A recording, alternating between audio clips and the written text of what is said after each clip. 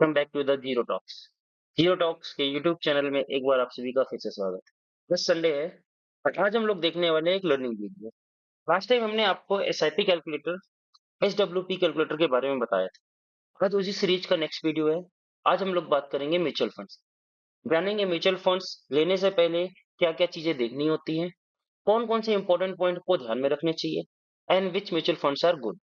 अगर आपने last video नहीं देखा है तो एक बार उसको देख लीजिए। That video name is SIP calculator. मैं यहाँ आई बटन पर भी दे दूंगा उसका लिंक। वो वीडियो इंपॉर्टेंट है, आप उसको एक बार जरूर देख लीजिएगा। और ये उसी का अगला पार्ट है। तो आ गए हैं हम लोग ब्रोकर की स्क्रीन पर। आप देख सकते हैं ये एंजल वन का ब्रोकर अकाउंट है मेरा। मेरी सारी ट्रेडिंग इन्वेस्टिंग एंजल वन के थ्रू होती है। There is no specific reason, but मैंने स्टार्ट इसी से किया था and platform is pretty well, so I am using same platform. आप कोई भी प्लेटफॉर्म यूज कर सकते हैं, ग्रो, जीरोधा, अपस्टॉक, जो भी आपको अच्छा लगे। अब म्यूचुअल फंड में देखना क्या होता है। सबसे पहले देखिए म्यूचुअल फंड कितने प्रकार के होते हैं। म्यूचुअल फंड कई टाइप्स के होते हैं, उसमें से हम आपको इंपॉर्टेंट इंपॉर्टेंट कुछ काउंट करा रहे हैं। Large cap mutual fund, small cap mutual fund, mid cap mutual fund, flexi mutual fund, combination mutual fund मतलब मिड कैप और स्मॉल कैप का कॉम्बो बन गया, blue chip mutual funds, momentum mutual funds. ये होते हैं म्यूचुअल फंड्स। और भी कई तरह के म्यूचुअल फंड्स। बट अगर आपको सारी कंपनीज को कवर करना है, सो जो मैं करता हूँ, मैं आपको अपनी अप्रोच बता रहा हूँ। वो ये है कि अगर हम लार्ज कैप, मिड कैप और स्मॉल कैप एक एक एक तीनों म्यूचुअल फंड में लगा दें, तो लगभग सारी कंपनीज कवर हो जाएंगी। लार्ज कैप से सारी बड़ी कंपनियां, मिड कैप से एवरेज कंपनियां और स्मॉल कैप से सारी जो छोटी कंपनियां हैं जिनकी ग्रोथ ज्यादा होती है, सारी की सारी कवर हो जाएंगी। इससे हमारी ग्रोथ भी अच्छी होगी, रिटर्न्स भी अच्छे जनरेट होंगे और हम सेफ भी रहेंगे। तो चलिए देखते हैं म्यूचुअल फंड को सर्च कैसे करते हैं और स्टडी कैसे करते हैं। जैसे आप देख सकते हैं एंजल बॉक्स, एंजल वन में यहाँ पर सर्च बॉक्स का ऑप्शन है। अगर हम यहाँ पर लिखते हैं लार्ज, तो देखिए सिंपल सा ऑप्शन आ गया, लार्ज कैप म्यूचुअल फंड। इसको क्लिक किया तो सारे लार्ज कैप म्यूचुअल फंड आ गए। Nippon, Nippon means this is a company of Reliance. ICCI आप जानते होंगे, जेएम, एचडीएफसी, बड़ौदा, ये सारे लार्ज कैप म्यूचुअल फंड आ गए। ये हायरार्की पे लगे हुए हैं 3 साल रिटर्न के हिसाब से। इसको आप चेंज भी कर सकते हैं। 5 साल का रिटर्न कर दिया। देखिए 5 साल का रिटर्न कितना आ रहा है, 22%। Nippon large cap fund. और आपको बता दें सबसे बड़ी लार्ज कैप फंड की अगर कंपनी है वो निप्पन ही है। इवन लार्ज कैप छोड़िए, अभी आप देखते रहेंगे, अभी आपको सारा हम एयूएम दिखाएंगे सबका। उसमें आप देखेंगे कि सबसे ज्यादा जो एयूएम है वो रिलायंस का ही है, निप्पन का ही है। Nippon is a company of Reliance. Okay, तो आप यहाँ पर देख रहे हैं 5 ईयर रिटर्न आपने देख लिए। और इसको अगर हम क्लिक करते हैं तो 1 ईयर रिटर्न आ, 1 ईयर में देखिए लार्ज कैप भी 37% रिटर्न दे रहा है। अगर आपने लास्ट वीडियो देखा है उसमें हमने कितना एवरेज लिया था, 18% ईयरली लिया था। लार्ज कैप आपको 37 पर ईयर रिटर्न दे रहा है। इससे बड़ी बात कुछ हो ही नहीं सकती। और एक चीज और बता दी, ये हमेशा नहीं रहेगा। अब मैं आपको रिटर्न दिखाता हूँ पूरा डिटेल में। अब अगर इसमें हम क्लिक करते हैं तो देखिए क्या क्या चीजें देखनी होती है। एक ये बॉक्स आ रहा है, यहाँ पर आपको रिटर्न दिख रहा है और ये साइड में आ रहा है जो भी आपको एसआईपी करनी है। यहाँ पर आप अमाउंट डाल सकते हैं, 100 रुपए से स्टार्ट कर सकते हैं, 1,000 रुपए, 2,000 रुपए, 10,000 रुपए, 15,000 रुपए, जो भी आपको करना है। और आपका यूपीआई के थ्रू एसआईपी सेट हो जाए। ये आपको समझ में आ गया कैसे एसआईपी सेट करते हैं। देखते हैं कि रिटर्न्स कितने हैं। यहाँ पर चार्ट शो कर रहा है 1 मंथ का। 1 मंथ की बात की जाए तो आपको पता है कि पिछले 1 महीने से मार्केट गिर रही है। बहुत सारी न्यूज़ेस आ रही हैं, चाइना, जापान, यूएसए का इन्फ्लेशन डेटा, इंडिया का इन्फ्लेशन डेटा। तो इस वजह से 1 मंथ में रिटर्न कितने हैं, -1%। बट यही अगर 3 महीने की बात की जाए तो 1% पॉजिटिव है। 6 महीने की बात की जाए तो 15% रिटर्न है। और 1 साल की बात कर ली जाए तो 36% रिटर्न है। 3 साल की बात की जाए तो 20% की रिटर्न है। 5 साल की बात की जाए तो 22% रिटर्न है। और अगर ऑल टाइम कर देते हैं, ऑल टाइम मतलब जब से ये म्यूचुअल फंड क्रिएट हुआ है, ये कब से क्रिएट हुआ है यहाँ पर देख लीजिए। देखिए 2013, जनवरी 2013 में क्रिएट हुआ है ये। वहां से लेकर आज तक इसका रिटर्न है 17.5%। यानी ये कंपनी चल रही है पिछले 11 साल से। तो इस तरह हम लोग यहाँ पर रिटर्न देखते हैं। नीचे जब आप इसको स्क्रॉल करेंगे तो यहाँ पर कुछ इन्फॉर्मेशन होगी। पहला है अदर इन्फॉर्मेशन, इसको क्लिक करेंगे तो आपको मिलेगा ये कितने साल पहले फाउंड हुआ। देखिए अभी हमने बोला ना 11 साल पहले, फंड एज इज 11 ईयर। तो मतलब इसमें आप ट्रस्ट कर सकते हैं, बहुत सालों से ही है। Second, AUM. एयूएम का मतलब ये होता है कितना पैसा लोगों ने इस कंपनी को दे रखा है म्यूचुअल फंड में लगाने को। तो ये कितना होल्ड करेगी? 34,432 करोड़ रुपए। इतना ज्यादा पैसा निप्पन लार्ज कैप में म्यूचुअल फंड में लगा हुआ है। लॉक इन पीरियड थर्ड आता है, लॉक इन पीरियड नील है, मतलब इसमें आपको कोई कंपल्सन नहीं है कि आपका पैसा रोकना ही पड़ेगा 1 महीने के लिए, 2 महीने के लिए, 6 महीने के लिए, बिल्कुल रिस्ट्रिक्शन नहीं है, आप आज डालें कल पैसा निकालें। बट यहाँ पर एक बहुत इंपॉर्टेंट टर्म है, वो है एग्जिट लोड। इसको समझते हैं क्या होता है एग्जिट लोड। जब आप इस आई बटन पर क्लिक करेंगे तो आपको एग्जिट लोड दिखेगा। 1% if redeemed or switched out on or before completion of 7 days from the date of allotment of units। मतलब क्या है इसका मतलब ये है कि जिस दिन आपने पैसा लगाया है उसके 7 दिन होने से पहले अगर आपने निकाल लिया तो आपको 1% चार्ज पड़ेगा। 1% of the total capital not on the profit, याद रखिएगा। मान लीजिए आपने 1 लाख रुपए लगा दिए, 1 लाख रुपए आपने आज डाले और आपको कल ही निकालना है, तो 1 लाख का 1% आपको एज अ पेनाल्टी आप समझ लीजिए देनी पड़ेगी। क्यों? देखिए, इन्होंने बोल दिया है कि 7 दिन का कंप्लीशन, 7 दिन का पीरियड है, ठीक है। अब अगर आप इसको पैसे पहले निकाल लेते हैं, वो तो एज्यूम कर रहे हैं ना, आप एटलीस्ट 7 दिन के लिए तो रुक के जाओगे। उन्होंने आपका पैसा लगा दिया, देखिए आपने पैसा दिया है कंपनी को, वो पैसा आपका होल्ड नहीं कर सकती, उसका आप इंटरेस्ट थोड़ी खा सकती है, उसको इन्वेस्ट करना पड़ेगा, फिर आपको तभी तो आपको रिटर्न देगी वो। अब उसने इन्वेस्ट कर दिया, आप गए आपने कहा नहीं भैया हमको कल पैसा लाओ, तो भाई कंपनी कैसे देगी? तो इस वजह से वो यहाँ पर फाइन आप कह सकते हैं लगाते हैं। वो company by company, mutual fund by mutual fund depend करेगा। इस कंडीशन लार्ज कैप की कंडीशन है कि 7 दिन के अंदर अगर आपने निकाला तो 1% चार्ज। क्लियर? नाउ नेक्स्ट आता है एक्सपेंस रेशियो। इसको भी समझते हैं एक्सपेंस रेशियो क्या। Expense ratio 0.68%। ये भी हर म्यूचुअल फंड में अलग अलग होगा। अच्छा, ये दोनों कम होनी चाहिए, ऑब्वियसली आपसे ले रहा है ना, एग्जिट लोड भी आपको देना पड़ेगा और एक्सपेंस रेशियो भी आपको देना पड़ेगा। एक्सपेंस रेशियो ये है कि आप अपना पैसा दे रहे हो कंपनी को, निप्पन को दे रहे हो कि भाई लो भैया मेरा पैसा मैनेज करो, तो आपसे भी तो वो कुछ फीस चार्ज करेंगे। एक्सपेंस रेशियो वो फीस है जो वो आपका पैसा मैनेज कर रहे हैं।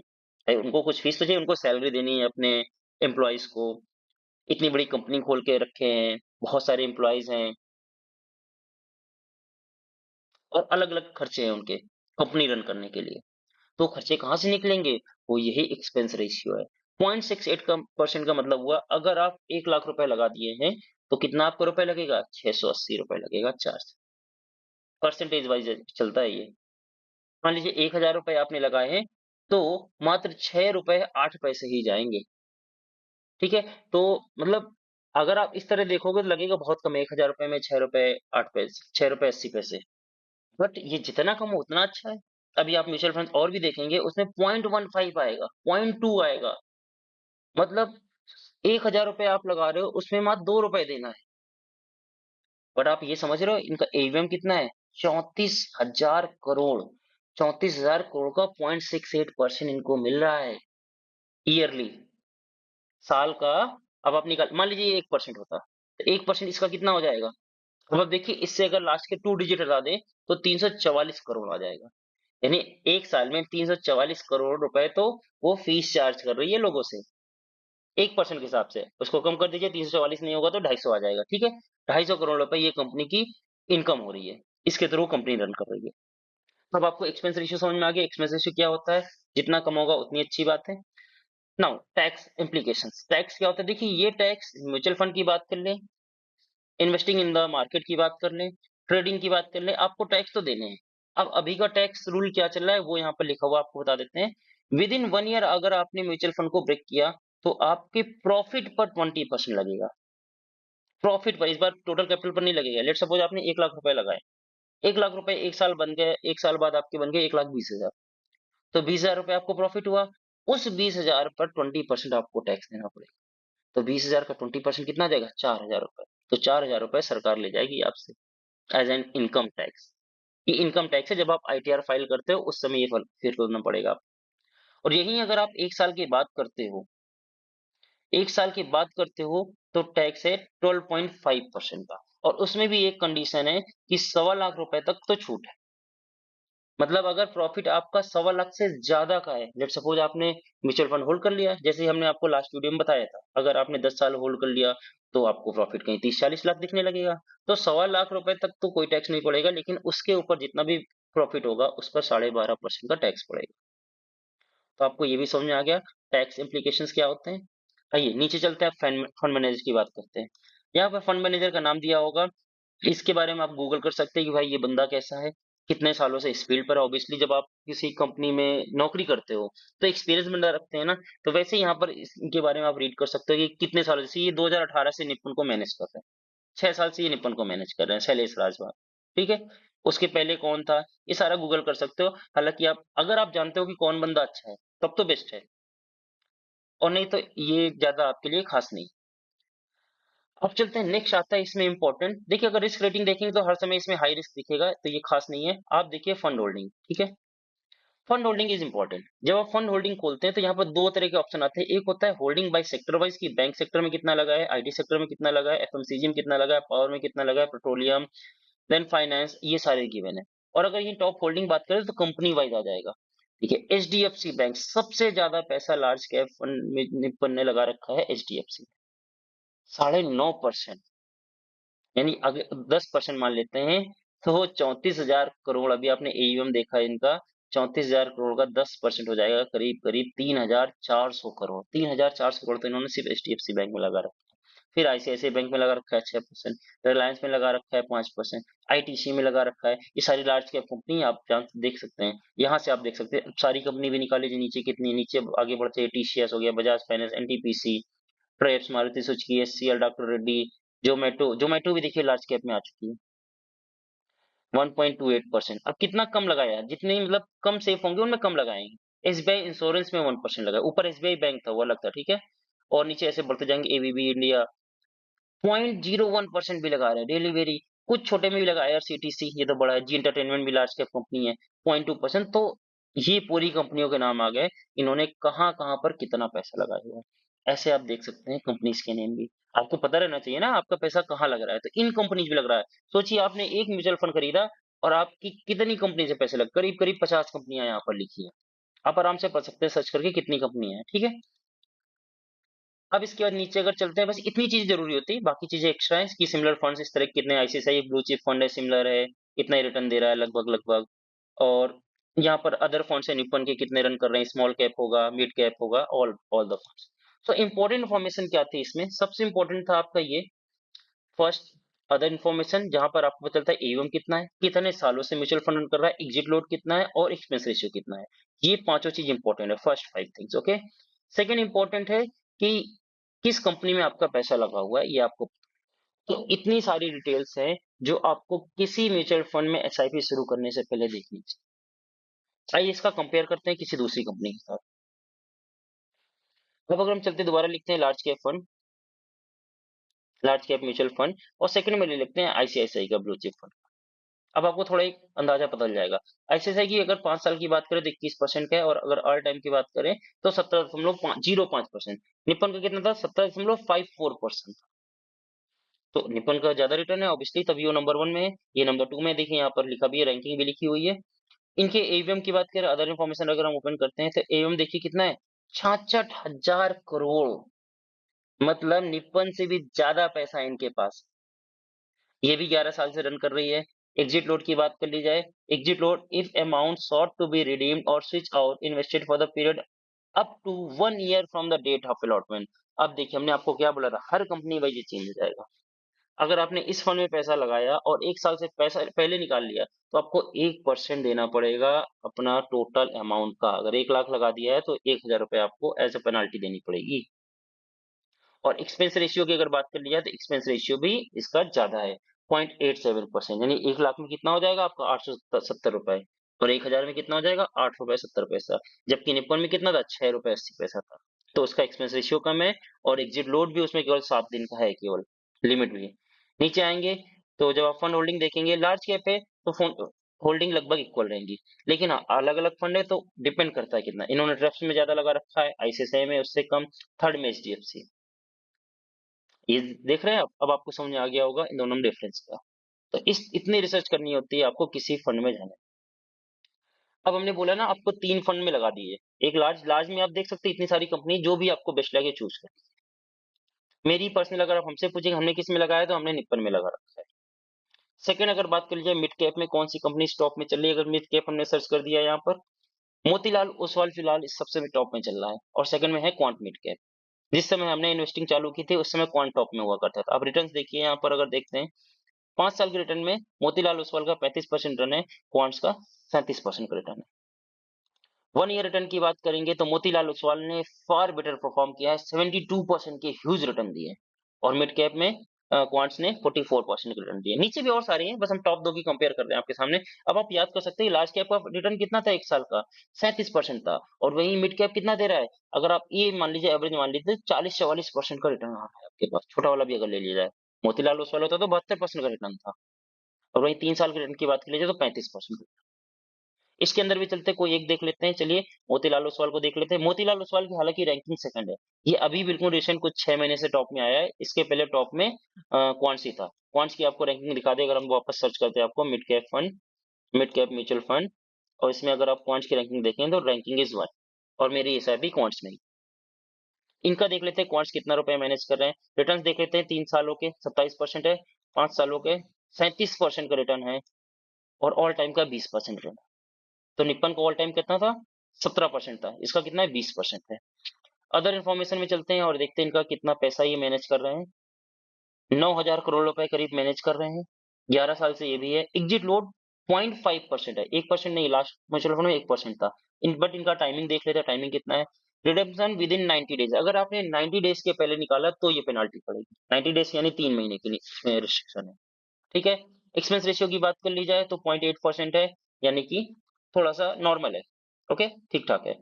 नीचे आते हैं कहाँ-कहाँ पर इन्होंने पैसा लगाया है, फंड होल्डिंग देख सकते हैं कहाँ-कहाँ सेक्टर वाइज़ और ये कंपनी वाइज़। रिलायंस में देखिए सबसे ज़्यादा पैसा लगा दिया। फिर उसके बाद अरविंदो फार्मा, सेल, इंफ्रा और ये सारी नीचे कंपनी आ जाएगी। जब आप व्यू ऑल कर दोगे तो सारी कंपनी यहाँ पर विजिबल हो जाएँगी, कितनी कंपनी में इन्होंने पैसा लगाया। इसका कंपैरिजन एक बार मोतीलाल ओसवाल से भी कर लेते हैं। मोतीलाल ओसवाल मिड कैप से। मोतीलाल ओसवाल का 3 साल का रिटर्न है 34%, 5 साल का रिटर्न देख लेते हैं 34%, ये ऑल टाइम देख लेते हैं। ऑल टाइम 26%, साढ़े 26%। अभी आपने क्वांट्स का देखा, क्वांट्स का ऑल टाइम रिटर्न कितना था? 20% ही था। तो ऑब्वियसली मोतीलाल ओसवाल ज़्यादा अच्छा परफॉर्म कर रहा है, नो डाउट। इनके फंड देख लेते हैं कितना रुपए ये मैनेज कर रहे हैं, अदर इन्फॉर्मेशन में जाके।